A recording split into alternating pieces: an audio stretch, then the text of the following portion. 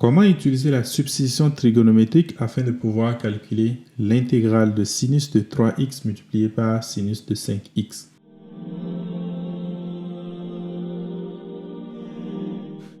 Déjà, la première des choses à remarquer, c'est que nous n'avons pas d'exposant ici.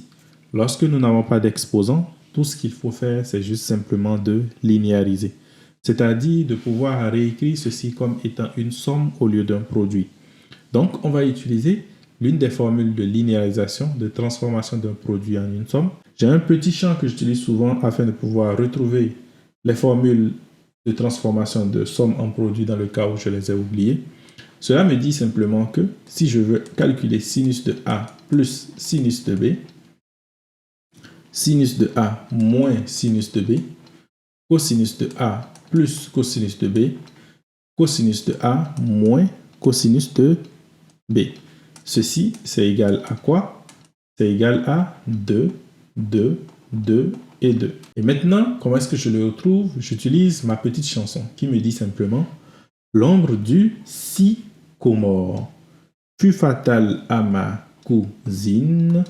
J'ai donné du coco à si qui en a reçu moins que les autres.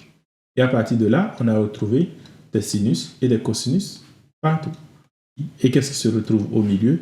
C'est toujours A plus B divisé par 2, A moins B divisé par 2, A plus B divisé par 2, A moins B divisé par 2, A plus B divisé par 2, A moins B divisé par 2, A plus B divisé par 2 et A moins B divisé par 2. Donc à partir de là, si je veux calculer par exemple le produit de sinus et de sinus, donc je suis sur cette partie ici, je sais que la linéarisation à utiliser, c'est ce qui est là. Donc, ça veut dire simplement que sinus de P, sinus de Q est égal à quoi? Cosinus de P moins Q moins cosinus de P plus Q. Et bien sûr, je divise tout ceci par 2.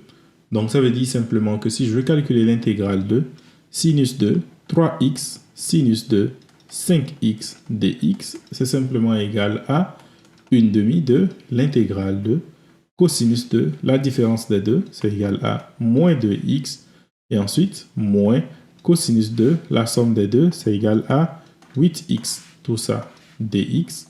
Donc là, je sais exactement comment est-ce que je peux calculer cela, puisque c'est égal à 1/2 de primitive de cosinus de moins 2x, c'est égal à sinus de moins 2x moins primitive de cosinus de 8x qui est égal à sinus de 8x.